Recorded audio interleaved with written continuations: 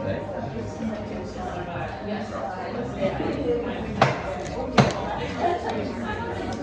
right.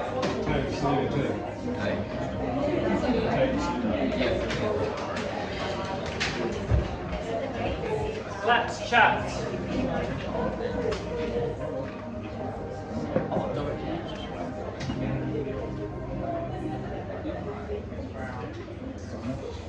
Okay.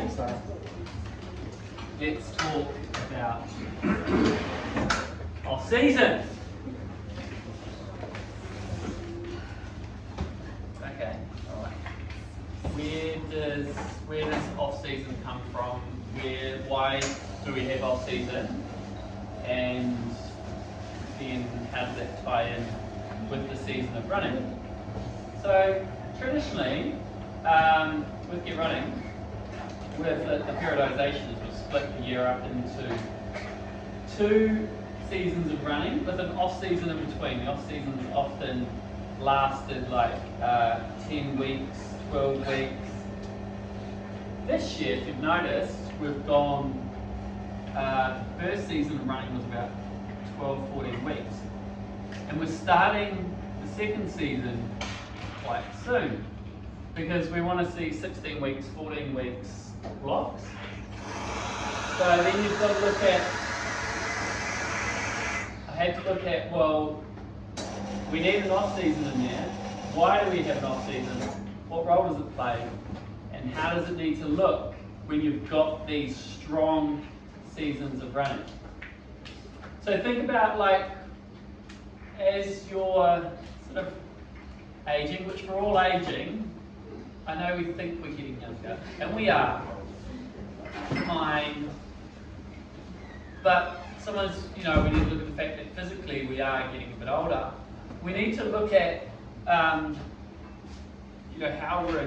what are we actually taking on in a year? So when you take on your 2 marathons, that's quite a large load for the year because you're pretty much training all year round, apart from your little break in the middle. If you take on 1 marathon and say you've got a faster half marathon, and you've still got the break in the middle, but your primary focus is a really large marathon. Because we have to be realistic about the load that we take on with marathons. But the marathon's actually nothing to do with the load and all the rest of it. Because the marathon's almost the easy part, because it's the long run on the end of it. That's all the training involved and the 12 weeks allowed each time for marathons, or 14 weeks, or 16 weeks, right? I'm just going to try to give you some context here. So when you do come to me and you're like, oh, look, I want to run 3 marathons this year, I'm like, no. And you're like, oh, I'm running 2 marathons this year, I'm like, sure, but that's a massive load because you've got to basically be on training all year, right? And then in between those 2 marathons, you've got to try and rest and recover before you take on the next load to go back up to the marathon again. So if you think about like a full-time athlete or a pro and what they do in their season, they'll often take off 2 months in the winter. And what they'll do is you'll see them pull back off their sport quite heavily, and they'll go into the gym, or they'll focus on another kind of sport or cross training. That sport that they're in, yes, they'll still be doing it, but they'll bring it back to a lesser value. So then, with amateur pros like yourself, you need to look at, well, how does this relate to me? Because you're always going to say to me, oh, I want to get more training in for that marathon, and I want to run lots of 3-hour runs before the marathon because it'll make me a great marathon runner. And I'll say to you, 3-hour runs beat the body up, and it takes quite a bit to recover from them. And you actually want to get away with as least amount as possible, because as you become wiser, because you're all becoming wiser marathon runners, you start to learn that it's not about the 3-hour run, it's actually about the pace per week. It's actually about the condition that we get our body into to handle the long runs, which when we handle the marathon. Because I'm still going on with context here, this is good. Because when you come off a marathon and you didn't get your desired result, or you get this great result, or whatever that comes to that, I'll get these mixed reviews and you'll be like, oh, I wasn't strong enough for it. I need to go back into the data. We need to look at it as coaches. We need to go, well, was it the fact that you weren't strong enough, or was it the fact that, did you train too hard for your body's capability at that time? Did you overtrain for the event? And how many legs when you came into it with that heavy, whatever? We do all that analysis because the easy way out is that I go train harder to become stronger, so I go back and I just keep training and I keep going harder and harder. Does this start resonating? We can't understand where I'm going here? Yeah? Do we understand the concept of sometimes when you're looking at seasons into marathons and training into marathons, sometimes when we it's all about the start. If we don't quite come into that season in the base condition and get that right, then we have to train too fast, too hard, and too long in too short a period of time to take on the marathon. So we push all the training into one, then we get to before the marathon, and we're still pushing for a 3-hour marathon run, and your body's starting to cry out a little bit because you didn't quite get the base of start and the fitness right? Because running, conditioning, and strengthening the speed and all the rest of that actually comes from a momentum of conditioning, of speed and strength, and all that comes together to get strong for that race day. Rather than just going, oh, next time I'm just going to go and try and run longer and run harder and run faster. Cool? Right, we're all getting that? Because I think that's the real basis of where we come from is what condition are you guys in to take on the training that we throw. And that's why I often say, well, your body actually determines your training. We don't determine it because it depends what condition you're in then determines what you can take on. And your heart rate will tell you that, and the ability to take on these long runs and how good you feel. That's why when you train to the next level, you tend to go, I'll settle in that next level, let the body adapt, pull back a bit, and then I'll go again. And that's when you're looking at those macro cycles of going on 2 weeks on, 1 week off, or 3 weeks on, 1 week off. That's why that when you're looking at the program, you're going, oh, sometimes you guys are actually better off on 1 week on, 1 week off. And that's why like a 12K today, I know it doesn't feel like much, and it's like you wouldn't get out of bed for less than $10,000. Then you actually, what is that worth to the body? It's actually worth a huge amount because your body's going into a nice recovery, and you're better off feeling refreshed than pushing and pushing. There's an old saying in coaching where you go, you always undertrain or overtrain. And so we'd actually look at you guys, we'd rather see comments like, oh, I don't feel like I'm doing enough. Because then I know that, oh, they're actually doing all right. Where you're sitting there going, whew, I'm feeling the training, well, that's a really big sign that you're actually overcooking it away. Because you've actually gone too far. Because the human brain, psychology of it all, is that you guys always under and overestimate your possibilities and your abilities. So if I put in your program for next weekend that you're going to do it, we've just done 12K this weekend. And if I said to everyone, and I'd given you this 3 months ago, if I said next weekend you're running a 3-hour marathon run, a 3-hour long run, and you've just come off a 2-hour base, and if I gave you enough time, and I just put it in the program, you'd all run it. Psychology, it is. You would go out and run it next weekend. I mean, the state that you'd be after it is who knows. What sort of endless possibilities of what state you'd end up in. But it's a true known fact that whatever you see visually in those programs and what you get set, your mind starts to compute it with your body, and your body starts to make these these micro adjustments. Is this proven medical? So don't fire back for shit at me. Is that in fact that your body starts to make these little changes within its systems to prepare yourself. That's why when you go, I'm going to do the New York Marathon, you already start to physically and mentally prepare the moment when you got drunk that one night and you had too many red wines, you made the decision to call Gaz and go, I'm coming to New York Marathon. I've had it happen. 10 o'clock at night, Gaz and Tony, you're all right, you had a credit card, you're in. I knew they were drunk, but right? Your body starts to mentally and physically start to make all these preparations in place to run that New York Marathon. That's why no matter what training you do, you're going to start that New York Marathon, you're going to finish it. Hard known facts, all that psychology stuff is really fascinating. So then you've got to think about what is your thoughts around the training, where does your mind sit, what condition, who said, let's propose this idea, who said that a 3-hour long run is the best optimum long run for the marathon? Who said that? So because you guys see it in one program, you see it on Google, Google says a lot, and we put that in your program that's what you believe. What is 3 hour run from a 30 to 28 to 26k got to do with 42k? You know, so I challenge all these ideas. We've been challenging this idea for years now of like, why are we running 28k? Why are we running 30k? It's actually got nothing to do with 42k. It's got everything to do with your psychology of where you're at with your running, of how many k's you've travelled in the week, with where you think you mentally get yourself to. That's why when I set the program and I sit people down and I'll put 3 hours in there and they end up doing 26k, they're like, oh, but I have to get in that 30k run before the marathon.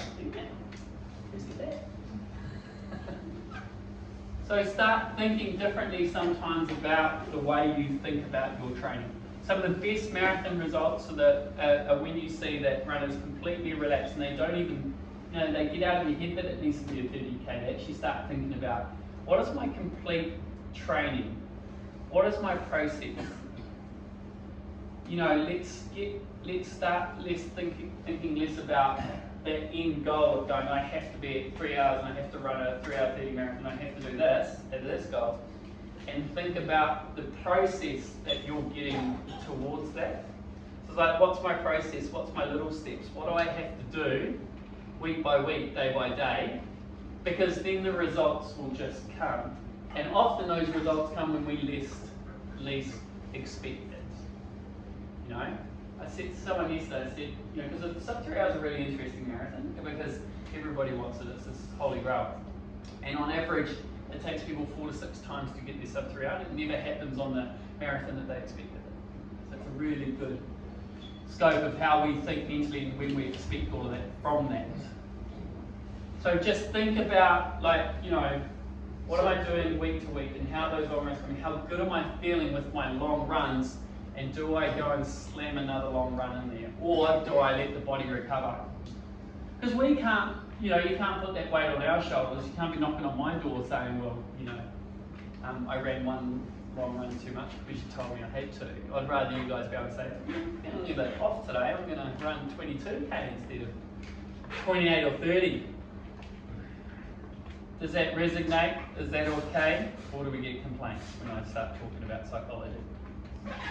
Because I know what you all think, and I know you're all quite high achievers, and you just do what you're told. But you've got to start thinking, like, what is best for my body? And I see a lot of you do it incredibly well, and you're starting to do it better and better, and it's just really nice to see where you're reacting to the body. It's like, right, I'm just going to run a little bit this day, and then I bounce back and come back stronger, and I get balanced. The best thing you can do for training, when we're starting to talk about the whole seasonal, because off-season sort of ties back in, is your ability to get more training sessions and become a holistically stronger runner. So that's like cross-training, strength and running.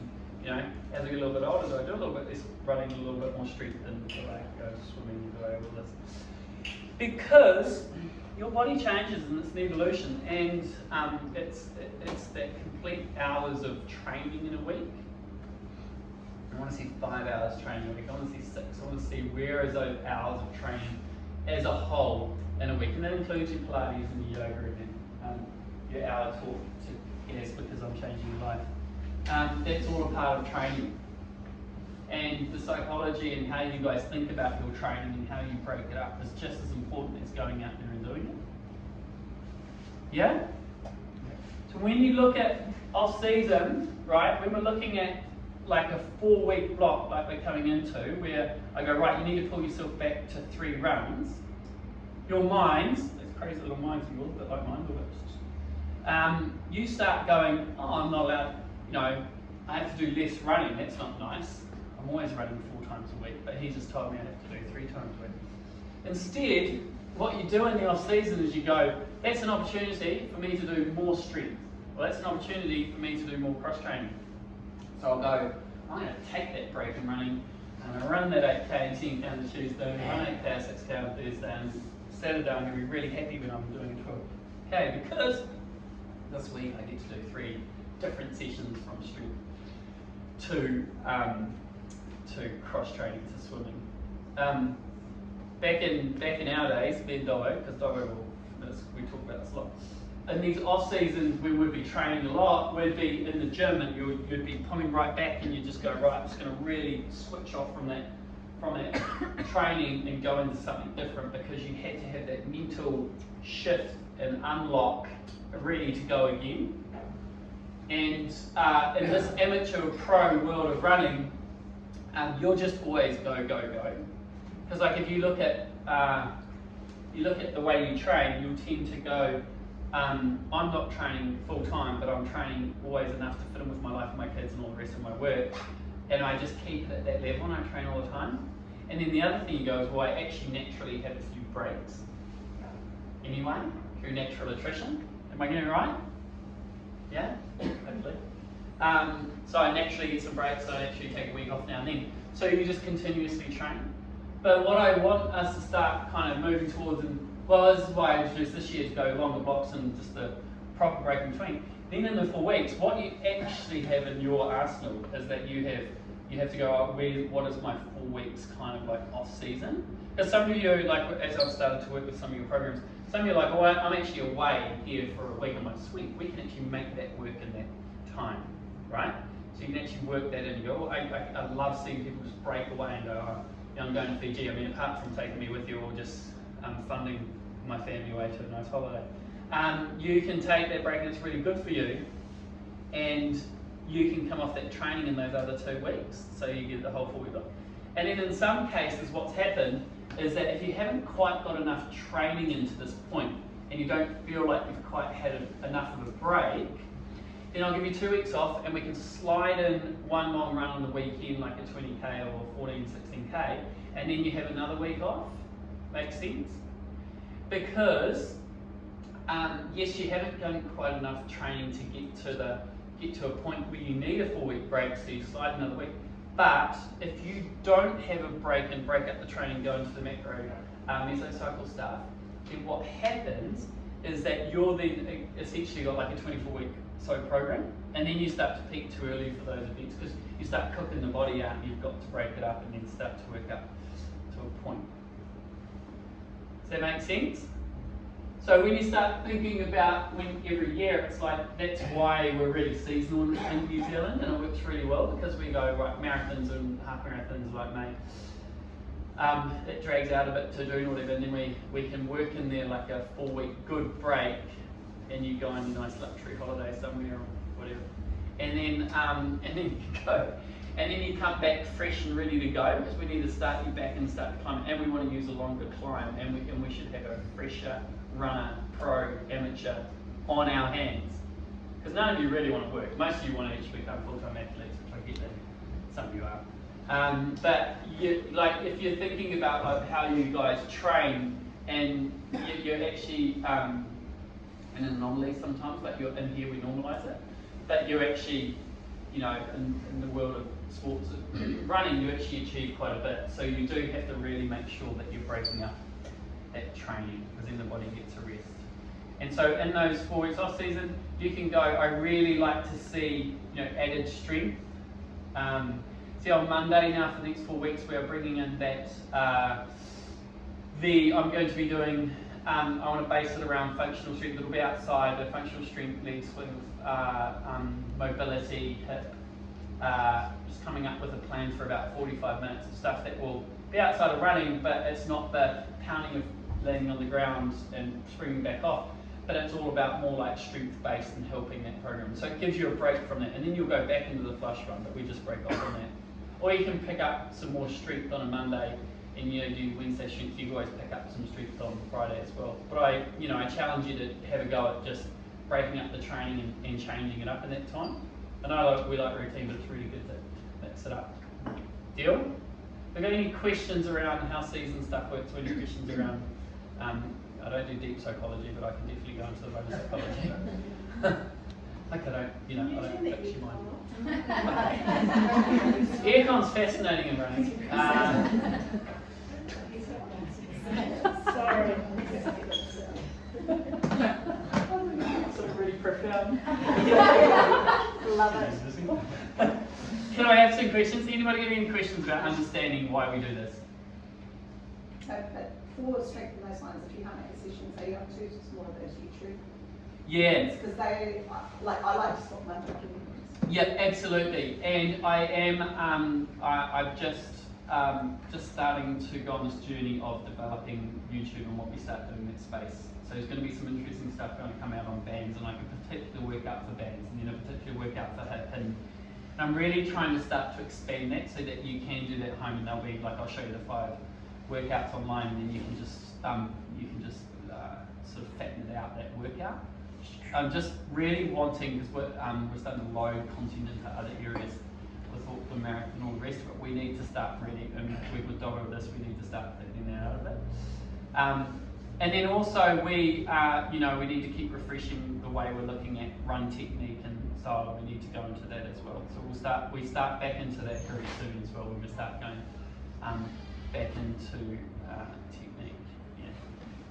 When you're doing this stuff, do you change your nutrition like while you're in this month? So with say nutrition, because you're about to go into like your off season, then the nutrition kind of really starts, right? So when you go over 2 hours in running, the nutrition kind of starts to kick in. But you start to get hungry out on runs, and you start to think about, right, what is my fueling actually doing? Especially females, you tend to undereat a little bit. And so you start to have to, like, where do I grab that fuel from, and where do I feel more and all the rest of it. But it's a really good time to think about how much I am eating in that time, and what am I, how simple am I keeping my eating, and do I cut things out for a bit, and do I lay them back in? I highly recommend hitting your head, because it's been really fascinating losing taste and smell, because I realise how reliant I am on my smell for taste and for eating. So you start eating less, so you could all knock your head, you're either less if you're eating less weight. But interesting in that space of how much we do rely on that taste and smell, we associate that with how much we eat and all the rest of it. And with running, I always challenge people to think about natural fueling for running rather than, reaching. Yes, we need the electrolyte carbohydrate balance, right? It's what we're trying to get right in the stations. That's why we even use the lollies now, because the reason we're using those is we're trying to balance out your electrolyte carbohydrate. We're trying to get that all right. But if you're starting to think about how am I fueling for those long runs over 2 hours, then you've got to start thinking, do I take on, I remember people used to carry peanut butter and jam sandwiches and stuff like that, or you take a bar with you, or you start, when you are looking at, and we are going to try, Pure has a protein electrolyte mix. We are going to try that on the station too for later on in the runs, because I think it was Jono, he used it for Ironman, he says it's a great product. So we'll try stuff like that with you guys as well, see if you can get it in a liquid form rather than having to eat, because you'll reach for carbohydrate for that, but it's like, should I be taking on something more for those runs? I'll just quickly come back to K's too, to let you into like the world of where we start thinking about where we need to get you into strength in K's, right? The rule of thumb is that whatever event you're doing, you want to try and cover those K's per week. So if you're going to do an ultra marathon, if you come to me, because I've had a lot of people come to me this year, I've had to really delve into this. If you're doing 100k, I need to get up to 100k in a week, and I just slice and dice it until the body can take the pressure, because I can't just go and run you for 100k. So if you peel that back and go, well, marathon, it's like, well, if I can get you over 42k for the week in training, I'm preparing you for the marathon, because the K's start to bottle up and they come into a funnel, and that's the strength you have for race day. Mentally, physically. Remember, your body's been making these micro changes to get you ready for that race day as well. So that's your goal always, and at maintenance level will always keep you above 20k when you're on holiday and all the rest of it. And then when you start training, we take it from 30k above. So the K is quite important, and it becomes really important once you start going up into ultra stuff, because that's where it really starts to tick in. It can cause problems if we don't get those Ks. Any more questions on like where we're going into with the season of running? Dom, have you anything to add? Have you a great mind? You got a great mind. You can go for it. Yeah, I'm hanging around for my talk. I know I'm sorry. Come over here, Dobbo. Come here. The camera's going to be watching. Well, I guess from a recovery point of view, yeah, it's all around. I struggled a lot with recovery when I was younger. I had to learn the hard way. But once I figured out how to recover properly, then my training actually went, my hard sessions went a lot better as well. So it's about finding that balance between your hard training and those recovery runs. So when you do get time to recover, you've got to make the most of that. So, yeah. What does a recovery like for you look like? What I try and get my head around Because Dobby's been in that world of like that real competitive.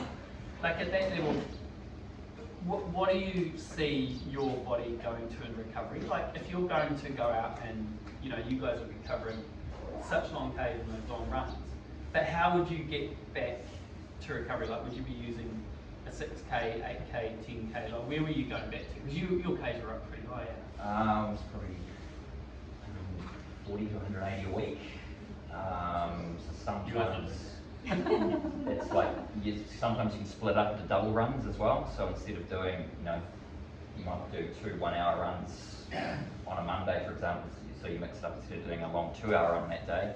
You're just doing you're splitting it up into 2 separate runs. So that does take a little bit of stress off the body. But then you've got things like, you know, I found icing a big part, and Patty's been blabbing on about that recently. And obviously the compression, just lots of little things you can do to help the body to recover, especially after those long, hard sessions. And then you've got to take those easy days easy, basically. So if it is just dropping back the pace, then yeah, it's got to be done. So yeah, the body will only take so much until it goes, I can't do this anymore, and then you will just start breaking down, or getting sick or injured, and you start going backwards. So yeah, it's a hard line. Sometimes you're sort of on that level of doing just enough, but if you go over that line, then you're doing too much, and you go crashing backwards. So yeah. And recovery is a state as well, guys. It's like, say in the next 4 weeks, your body goes into recovery for a week, and then the second week you go, oh, you know, your body's starting to go, I've spent 2 weeks in recovery mode. And then it'll start to get a bit itchy after about 3 weeks, and that's a really good sign that the body's going into full recovery mode. It's not just a light week. Because if you've noticed, sometimes your light weeks actually feel rubbish because the toxins and stuff are coming out of the body, and it's less than what we think it would be. And then when you come back into training next week, we actually feel far better, but that actual week of recovery can feel rubbish, and that's really common. And so we extend it down into like 3 or 4 weeks. So you'll be getting by the end of it, you'll be really wanting and ready to get back into training. But the recovery state, when you come into it each week, is really important because it's not like just going up for an easy run. It's actually getting the body into the zone of in a light recovery training run or training session with the heart rate's down, because that may look different from week to week, from a walk through to a run through to cross training or whatever that looks like. But we need to get the heart rate down. We're using heart rate as a window into your body to tell us how it's reading. It's not a direct source of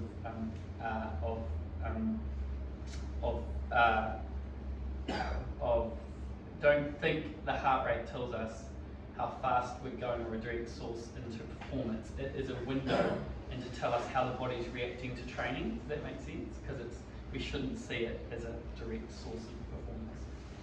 Does your VO2 change? Should it change in a short period? Yeah, sure. It doesn't matter. It's all using algorithms.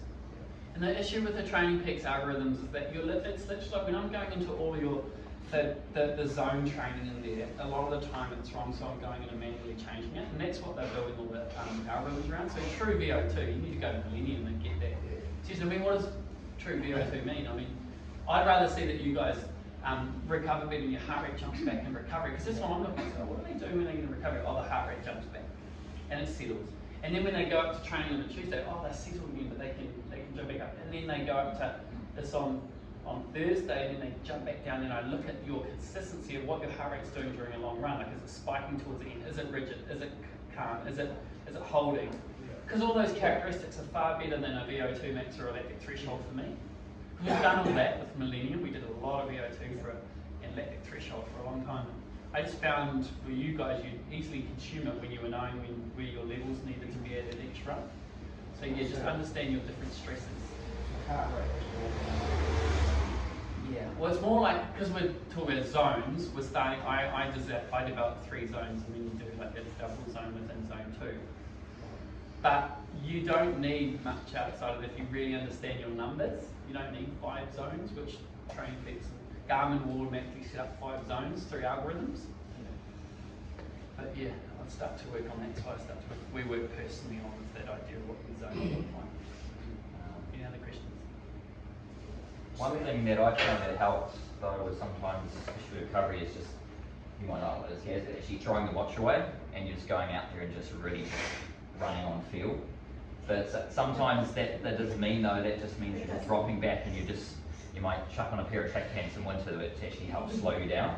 And you just go run around the park.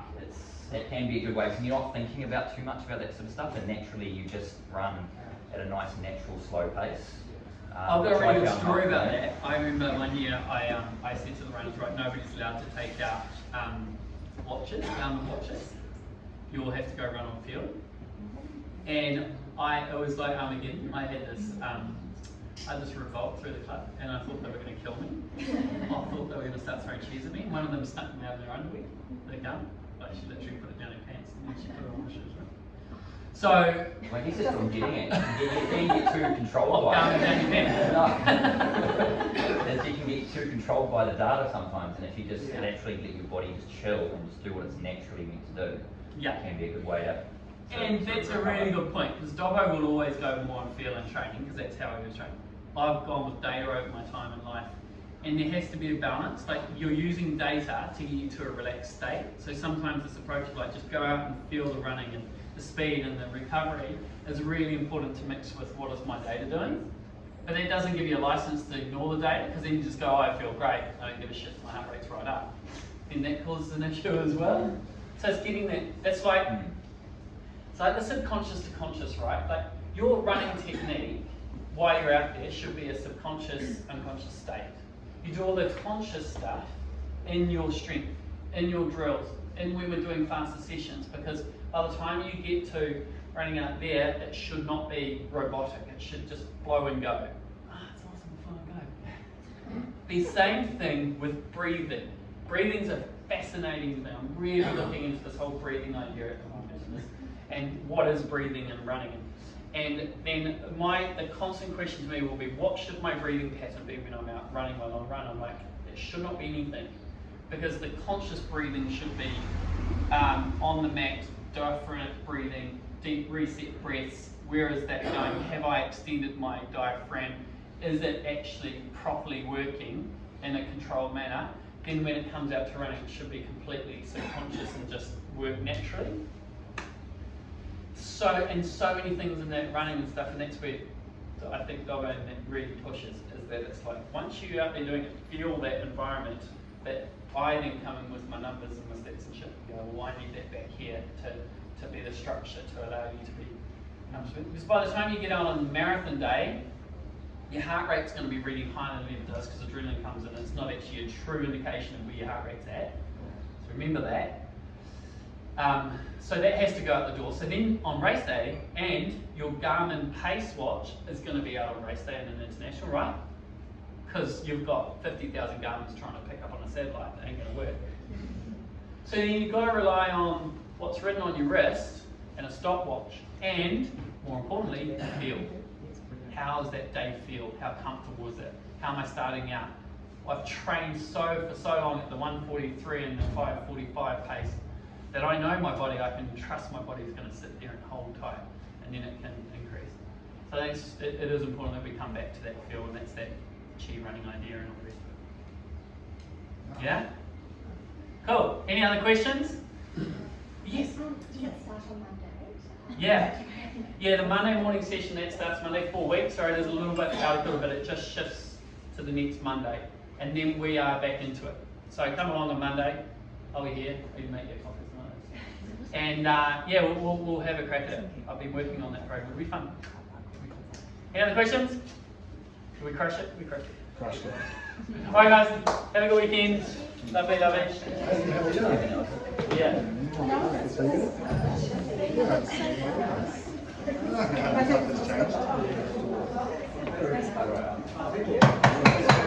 See you, mate.